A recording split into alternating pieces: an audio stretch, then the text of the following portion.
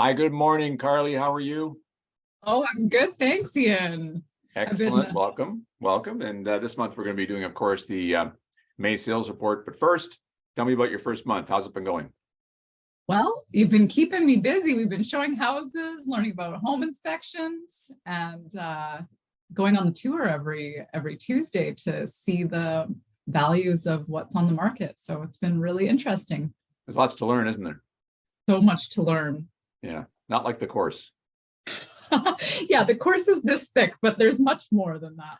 Yeah, there's a lot more. Anyways, you're doing great. So here we're going to talk about the May sales report. So I'm going to share my screen and we're going to call this up here. And we're going to get fired off right here. All right, here we go. May sales report for Nanaimo. Of course, we can do your particular area. Just reach out to us and we can make that adjustment. But I thought we'd start off with this slide here for single family homes. You know, if you're shopping and you go into a store, you think, where did all the houses go, Carly? That's what it's like looking for homes. Empty shelves, isn't it? Like it's really hard to describe how few homes there are for sale. But we're going to demonstrate that for you here real quick. So this is single family homes. What I've got here is 2023 and 2019. Now, the reason I left out the ones in the middle is because, well, frankly, it wasn't normal market. It was 1% interest rates and 500,000 over asking, yada, yada. That's all gone. So I've gone back to pre-COVID, the last year of pre-COVID, which was 2019. And this is where you're going to see the differences.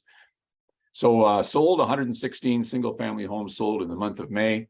Our average price was 830. Took about 30 days to sell a house, and lots of times a lot shorter than that. And the number of listings, 239. Okay, let's go back now to pre-COVID here. And 136 homes sold. Look at that price, 600,000 basically, and now it's 830. Days to sell 24, but this is the number, 381 homes, single family homes were for sale in May of 2019. And now there's only 239, which Carly is, boom, 37% fewer homes for sale now than pre-COVID. And that is a big number. And this is the number that we need to focus on. Both buyers and sellers, especially buyers when we're out looking at houses. I was out twice yesterday with different buyers. And, you know, you get ramped up for the tour. Here's the one house. That's it. There aren't any more.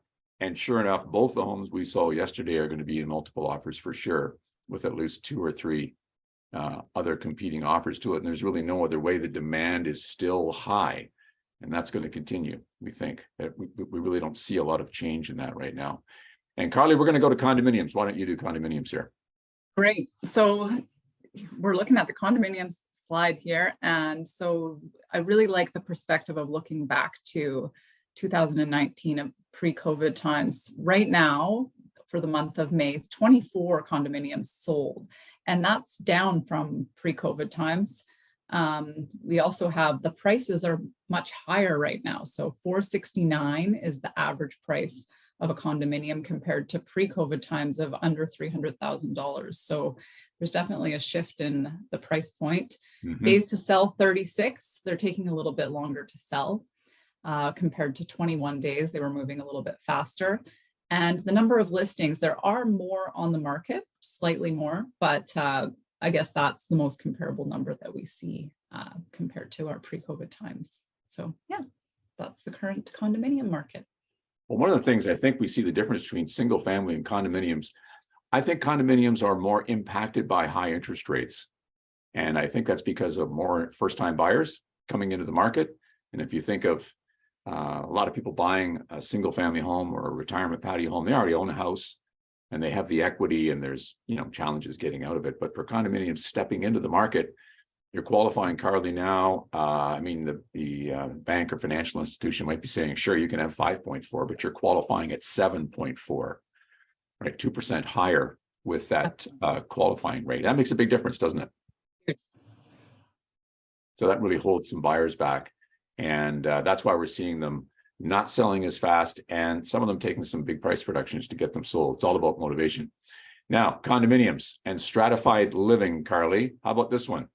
Do you know this person? Is she a friend of yours, Carly? Yeah. Confused. Like, what?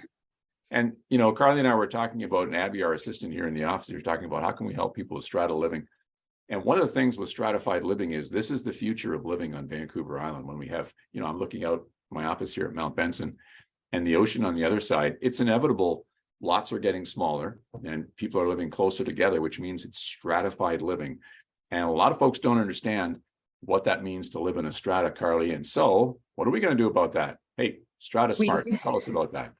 Yeah, we are hosting an evening at Simon Holt on June 29th from 5:30 to 7:30. So that is the aim of that is to really demystify some of the strata questions that you may have, whether you're a first-time home buyer or you're looking to downsize. Strata living is really a great option.